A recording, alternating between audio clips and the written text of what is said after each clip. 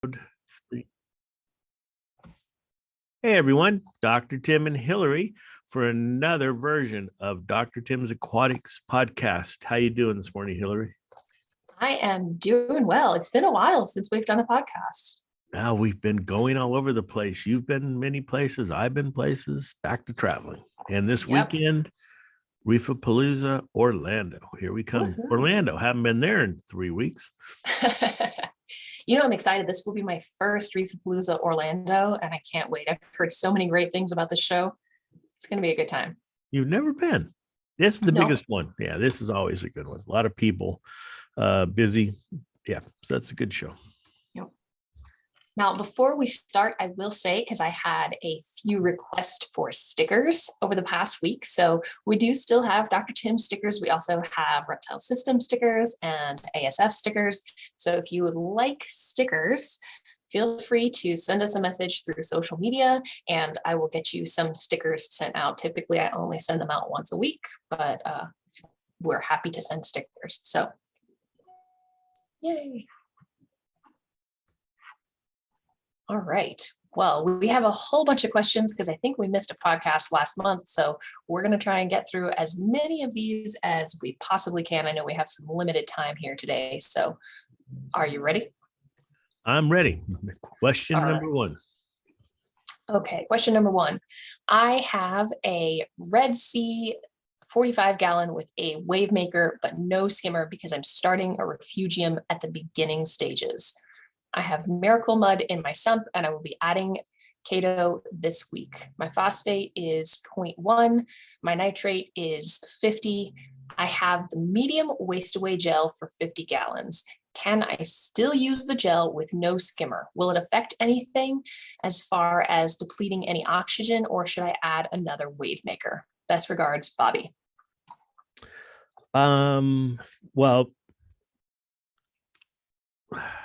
without the skimmer, the issue is the waste away gel is going to release bacteria. The bacteria are going to go out there and look for resources and grow, and there's plenty of phosphate and nitrate to do that.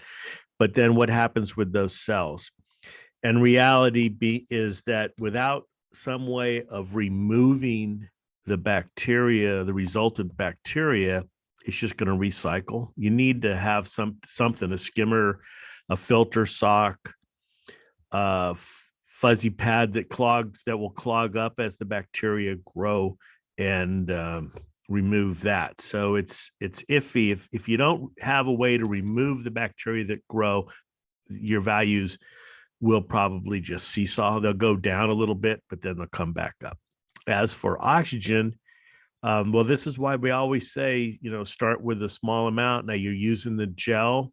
The nice thing about the gel is that with those high levels of nutrients, if the water starts to go cloudy, you can remove the gel, put it in a plastic bag. You don't have to have water in the bag. I mean, a little bit if you want. You just want to keep the gel damp, but seal it and let the tank clear up. And if the water does go cloudy, always good to add more aeration because that's a bacteria bloom and the bacteria are consuming oxygen. But I wouldn't do anything until the water starts to get cloudy. That's the signal that you need to take some action.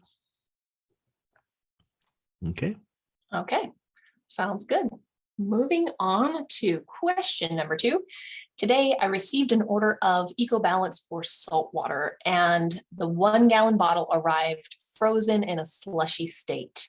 Would this have compromised the bacteria? I live in Canada, and the only option I had for the 1 gallon, unfortunately, was from Amazon. For all our products except one and only, freezing is not a problem. These bacteria are the heterotrophs. They're actually in the spore form. And so they're produced by growing the bacteria. And we won't go into those details, and then actually freeze drying them. So they come out as the freeze dryer in a powder. So perfectly fine. The bacteria are good to go. Do not run the water or the bottle under hot water. Just leave it out at room temperature and let it thaw out. and then shake really well, and then pour the required amount into your tank. But bacteria are fine, equal balance, waste away, clear up, refresh, can all survive freezing or slushy, almost freezing conditions. Good to know. And hopefully we shouldn't have to deal with too much more of that. I think we're slowly easing into summer. So next thing we'll have to worry about is warm weather, and we'll address those questions if you guys have them. Okay, moving on to question number 3. I used your ammonia chloride and Seachem stability. My aquarium cycled in 5 weeks. It is a 20-gallon tank. Unfortunately, my 6 cardinal tetras quickly developed ick and died. I've been told to do water changes and add stability and then wait 2 weeks before adding new fish. I'm concerned about the biological cycle. Does it make sense to change some water and then dose the tank with ammonia chloride and stability and not do any water changes to keep the cycle going? If so, how much ammonia should I add? Any advice is appreciated. Thanks. First advice, get a much better bacteria like our one and only live nitrifying bacteria. You don't have to wait 5 weeks. Changing the water is not going to affect the cycle. Well, it only positively would it affect the cycle, because the bacteria, nitrifying bacteria, are on surfaces. They're not in the water column, especially after 5 or 6 weeks that you've had your aquarium running. And that's why we tell people in the beginning, don't siphon clean your substrate, because the bacteria are down in the substrate working on producing EPS, extra polymer substance, to stick to the media. But definitely you can change the water. Water changes never hurt. You don't go into what your pH might be or how much ammonia you've added, but chances are high that you've consumed alkalinity, and so your pH is down. And the way to recover that is definitely do a 25-30% water change. Just don't disturb the substrate. I don't know why you're keeping the tank. I guess that's kind of a precaution. If we keep the tank bare, these disease organisms will die out because they don't have a host, but it depends on the disease organism. So during this period, yeah, you can add the ammonia drops after a water change, and then I would do another water change before you add your fish at the end of that 2-week period. So, okay, sounds good. Hopefully, if you're listening to this, hopefully your issues will resolve themselves and you'll be on your way in no time. But yeah, definitely try some of our one and only bacteria. I think that will get you a lot further. Okay, question number 4. I'm starting a new fish-only marine aquarium. I plan on cycling with seeded live rock. How much live rock per gallon would you recommend? Also, would you recommend adding any bacteria additives or hardy fish while cycling the tank with live rocks? As always, thank you for your advice. well, the question's kind of confusing, because at the end they're adding hardy fish while seeding with live rock. So I'm making the assumption that the live rock isn't very clean. And what I'm looking for is, where's the ammonia source? So if you just put live rock in the water, if it's clean live rock, there's no ammonia. So nothing's going to happen. And that would be why you would either start adding ammonium chloride or you're going to add this hardy fish. So how much live rock, how many, it all depends. The question, I'm sorry, is just kind of confusing, because normally the live rock is added because the assumption is there's nitrifying bacteria on the live rock, not that the live rock is going to provide ammonia, if I'm understanding the question correctly.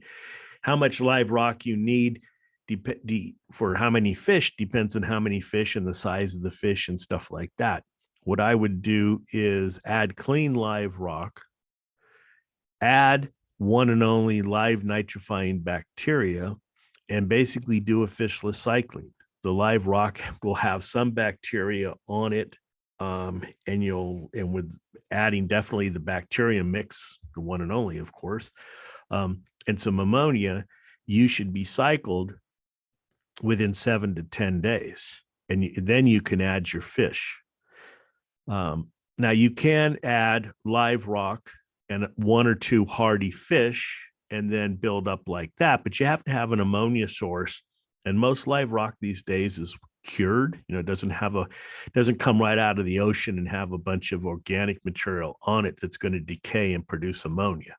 That's uncured live rock. The cured live rock is clean. It has bacteria. The assumption is it has a bacteria consortia group on it that's going to help your tank, but don't always put blind faith in that. That's why you need ammonia nitrite test kits.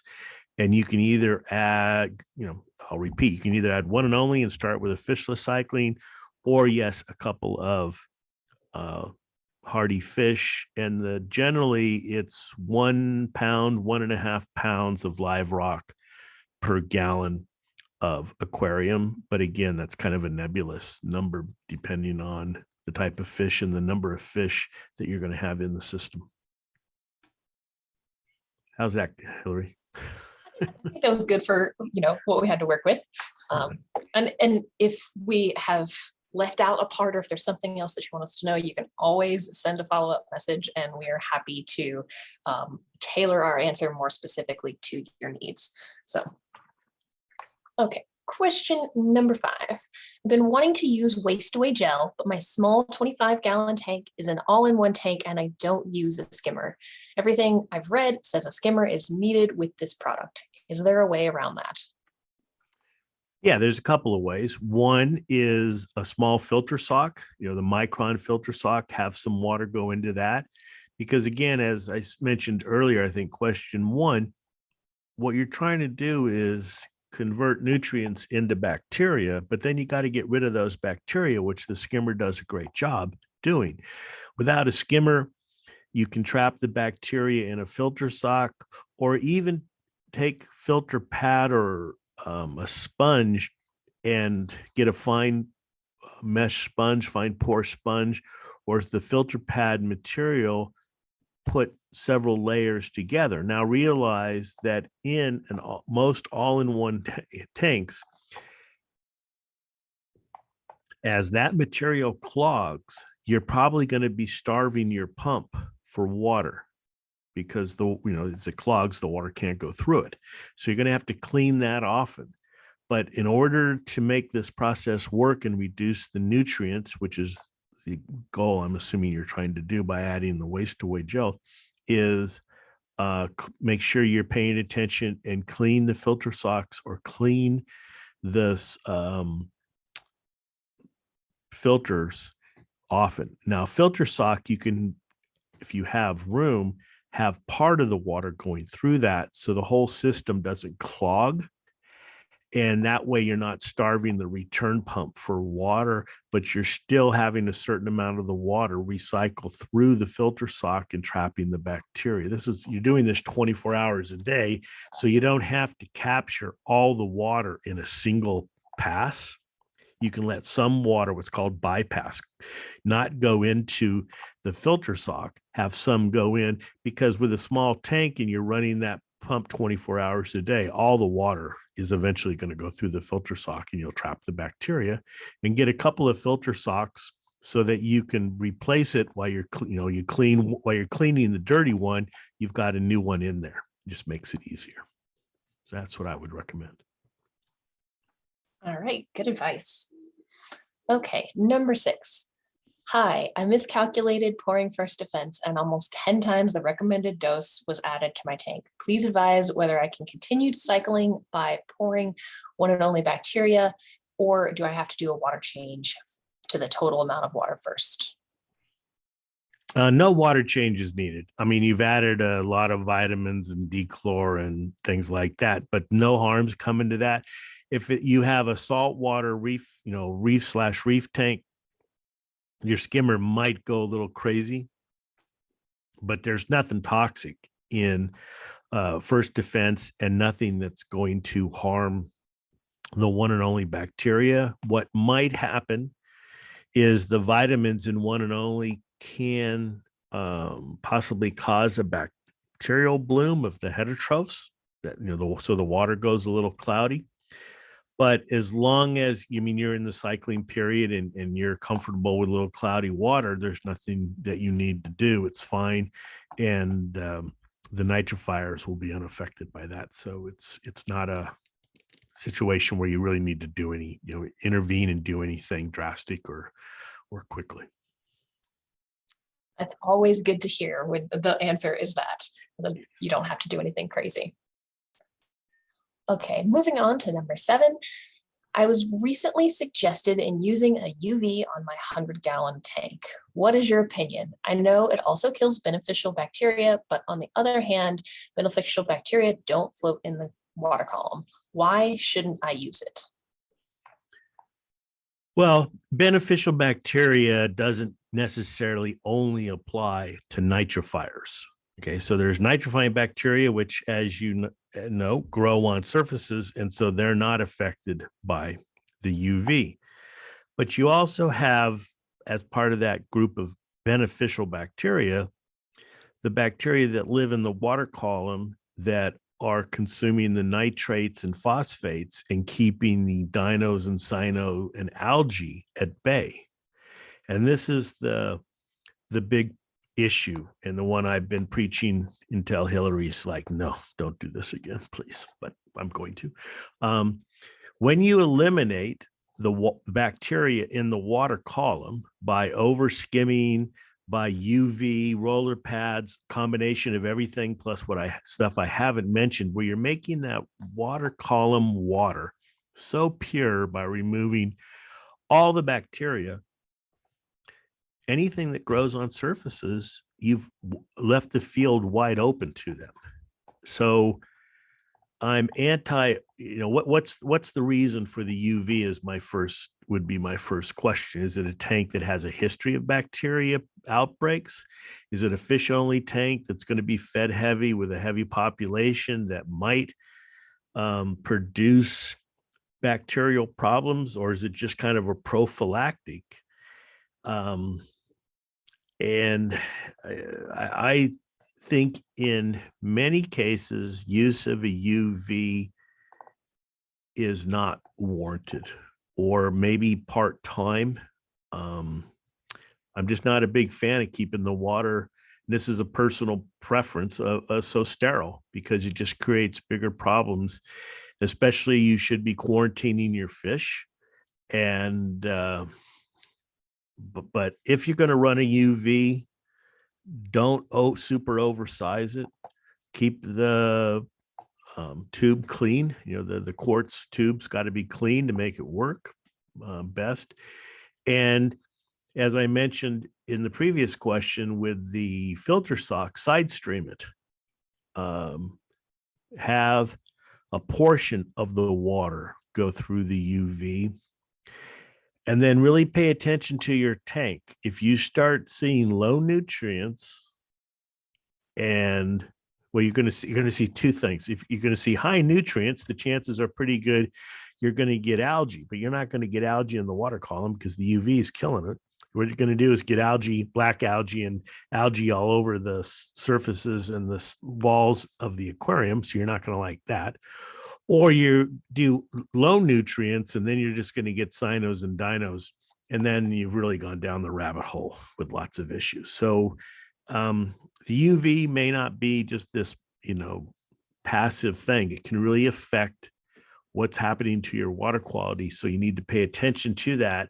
And if your system starts going in a direction that doesn't look good with algae and cyano and dino, well, you can blame your UV for that. So, right. Good to know. I can't. The fact is, most UVs that are available to hobbyists aren't any good anyways, but I didn't say that. I mean, there's a lot that goes into a UV technology, and Hillary, you've worked at public aquariums or, water treatment plants. There's a lot of science on getting it right. Oh yeah. That was, the aquarium that I worked at, we messed with them multiple times a day, trying to dial them in and make sure that they were just right. And it's not something you just set on and leave it. You were always back checking on it. Yeah. And they get dirty, they grow a film. Plus, depending on what you're trying to kill, if you're trying to kill trichodyna versus maybe what certain bacteria, the dosage that you need UV needs to emit is very different. And there's a lot of studies that show what dosage, and we won't go too technical into it, but different animals will need to be exposed to the UV at a certain dosage for a certain time period for them actually to be harmed or killed, which is what you're trying to do.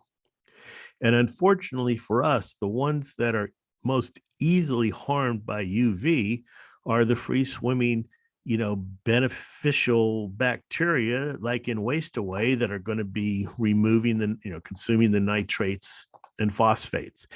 So generally, the unintended consequence of a UV is you're killing the good guys and just letting the bad guys run wild, and you have lots of problems. So the moral of this story is if you're serious about using a UV, do your homework. And like anything else, you're going to have to spend some money to get a quality one. And it is not a passive thing that you just turn on and people, hey, I've been running my UV for 4 years. I've never changed the lamp. Well, you're doing nothing. And these lamps don't last 4 years and they need to be cleaned. The quartz sleeves need to be cleaned. All right, Hillary, I'm going to step off my soapbox on UV right now. I was just going to say they need to be cleaned, just like everything else in your aquarium, your pumps, everything. Yeah. You should be cleaning it and doing regular maintenance. Right. But UVs, most people I talk to, oh yeah, I just plug it in and I forget it. No, it's not doing anything. Not really working very well. All right. We will move on to number 8. Now, this one I have a lot more information. I'm only going to give you part of it, but if you need more information, I will add in the extra stuff. I want to try using Refresh and Waste Away in my 13.5-gallon mixed reef to tackle a green hair algae issue. My normal nutrient export is weekly water changes, and I can also turn off and on an automatic water changes on my small mixing station. I do not have a UV or a skimmer on this small of a system. Would you still recommend using these products to combat green hair algae in such a small tank? If so, how would I adjust dosing volumes and or a schedule? Well, the refresh will work, and the dosage is 1 ml per 2 gallons. You figure a 13-gallon, there's probably only 9 or 10 gallons of water. So 5 mils, which I think is a teaspoon or 2. I think a teaspoon is like 2 or 3 mils. But so you can use the refresh. What I would do is try to physically remove as much of the hair algae as you can. And then dose with the refresh, wait a day, dose again. Now be observing the animals. You didn't say what kind of animals are in there, but if you start getting cloudy water, that means the refresh has killed some of the algae or other things, and now that's decaying, and that's causing, bacterial bloom is causing the cloudy water. So you might want to add an air stone. I definitely would add an air stone during this process just as insurance, or something to break up the water surface. You're trying to aerate the water.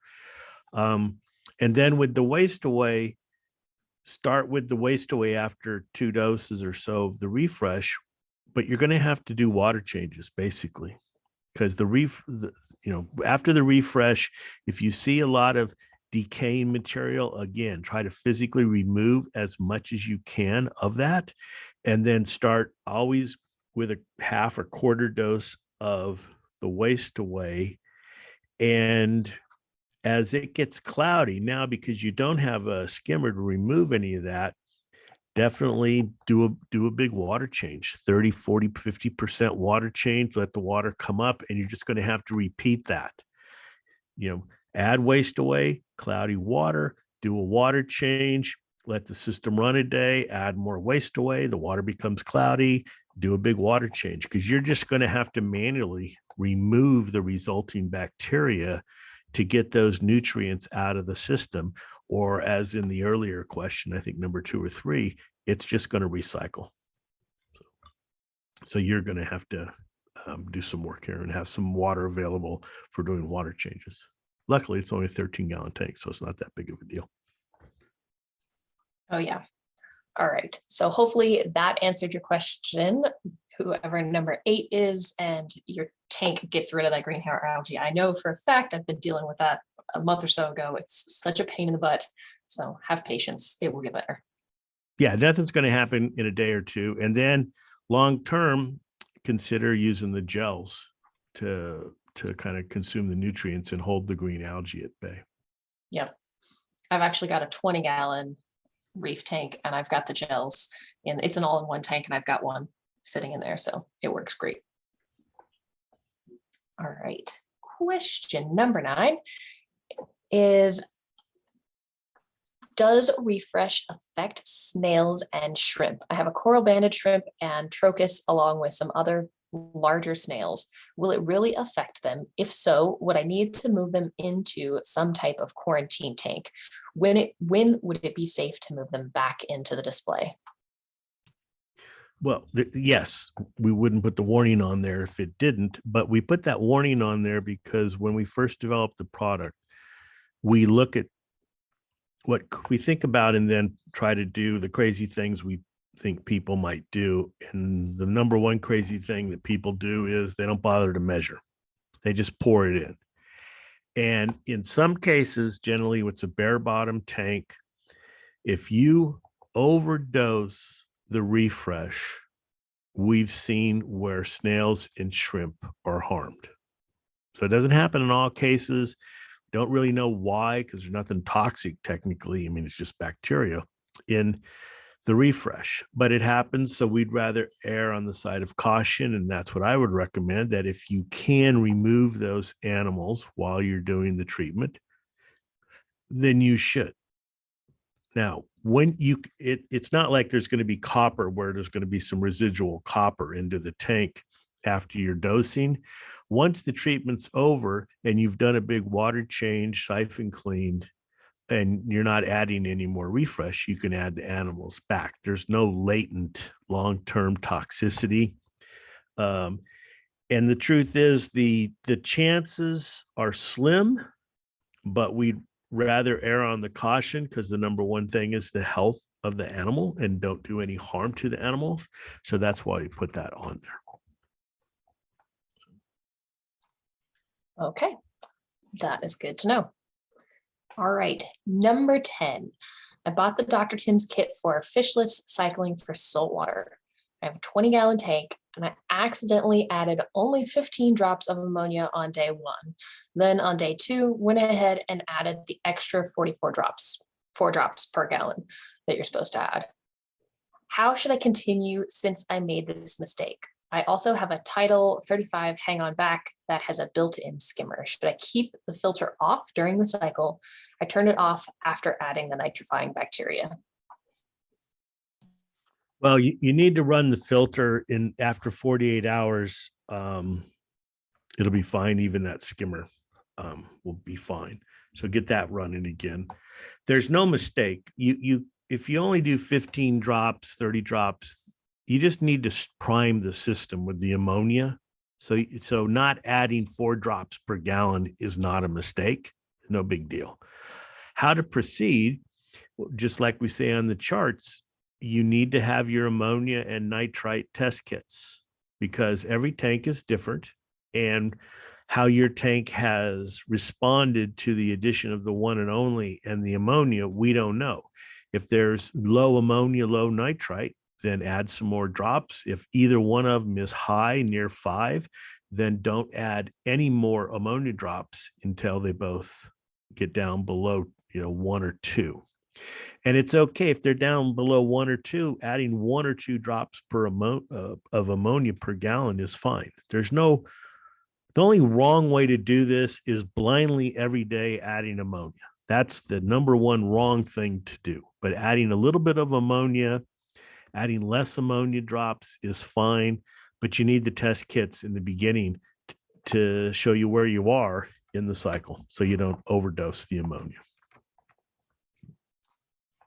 All right. Okay, number 11. Can the Phos-eliminator plus be put in during the tank cycling process? The tank wasn't cycled for a long time. The phosphates are high, above 1.4. It must have leached out of the rock. I would just do a huge water change, but it's a 400-gallon system. What would you recommend? Thanks. Well, normally I would recommend not adding the Phos-eliminator during the cycling period because the nitrifying bacteria need a certain amount of phosphate. All living organisms need a little bit of phosphate. But a 400-gallon tank, you didn't say how high the phosphate is. The chances are the Phos-eliminator, well, I know it's not going to remove all that phosphate instantaneously, within a couple hours or something like that. So in this case, with a high level of phosphate, a large volume of water, you could add the Phos-eliminator plus along with the one and only, because I think there's going to be plenty of phosphate in that system for a while for the nitrifiers to get established.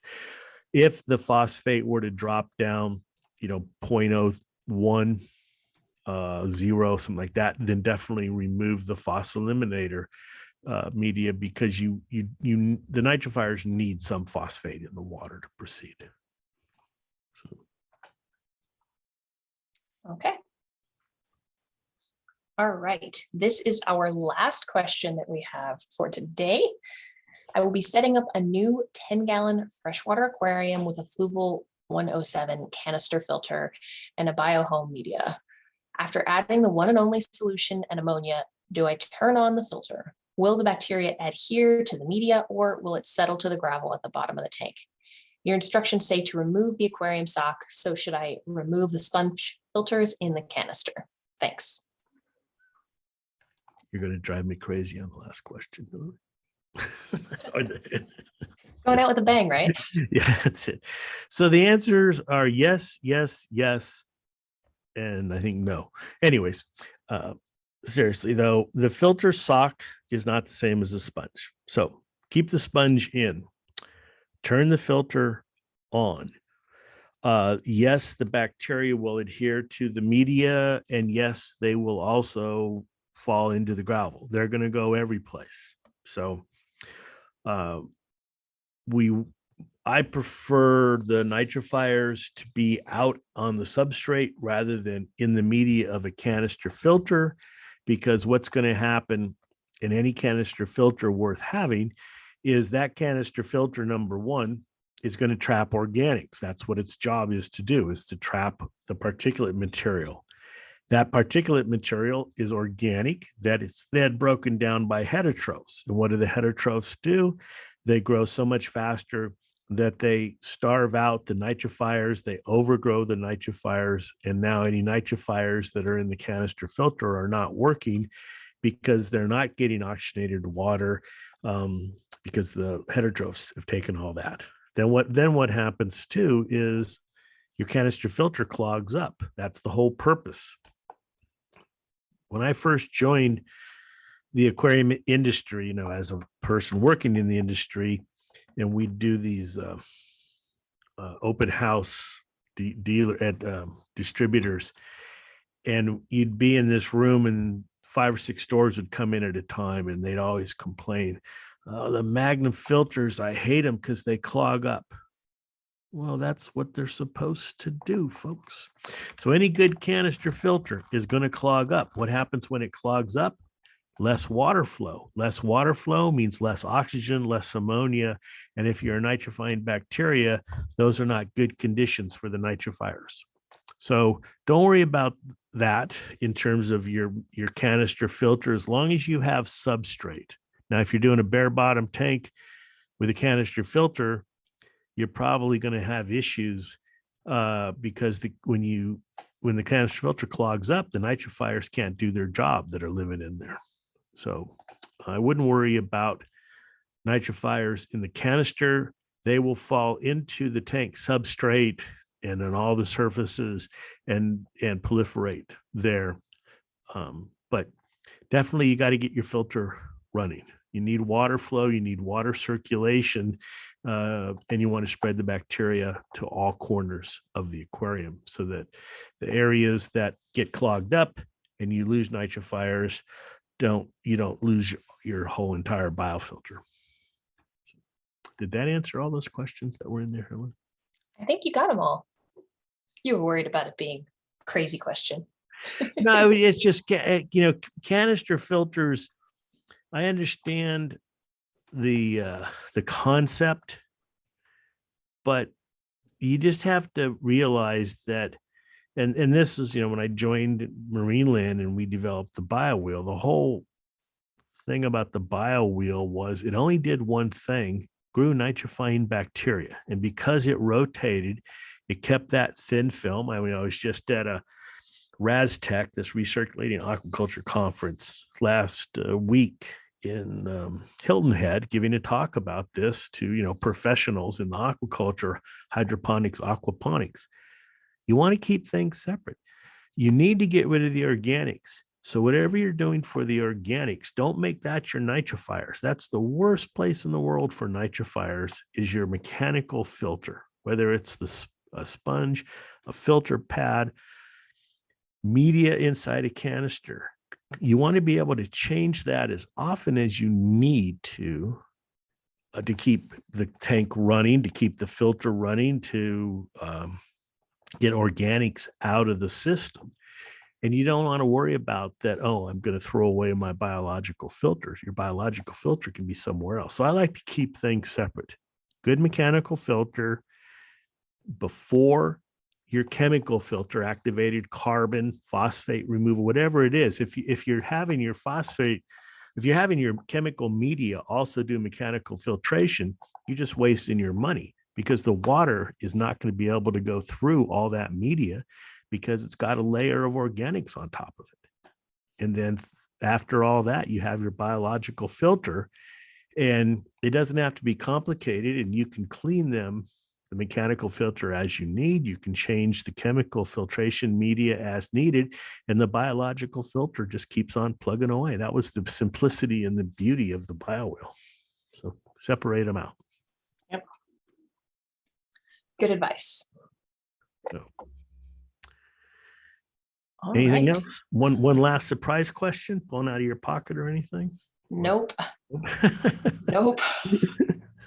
There are more questions, but I think maybe this month we'll try and do a second Q&A because we have a huge amount, but the rest of them that I have are a little bit more in depth than we have time for today. So, okay. So, well, if you're listening and you listen to this before the weekend, both Hillary and I will be in Orlando at Reefapalooza. It's always a great event, a lot of fun, a lot of people. And so come by and say hi. Yep. And bonus points, we will give you some swag if you come up to the booth and take a selfie with us and post it to social media or take a photo of the booth and tag us on social media. I think we have a couple of coffee cups still left that I have promised people if they attend the shows and take a photo at the booth, I will send you some swag. Yep, we've got t-shirts. We never did do hats. I don't know. Do people want hats? No, we didn't. I don't know. I like hats, but you live in Vegas. You need a hat. I've got a whole stash of them in my car anytime I go out hiking. Exactly. All right, everyone. This is Dr. Tim and Hillary. I hope you enjoyed this session of the Dr. Tim's Aquatics podcast. And until next time, good fish keeping.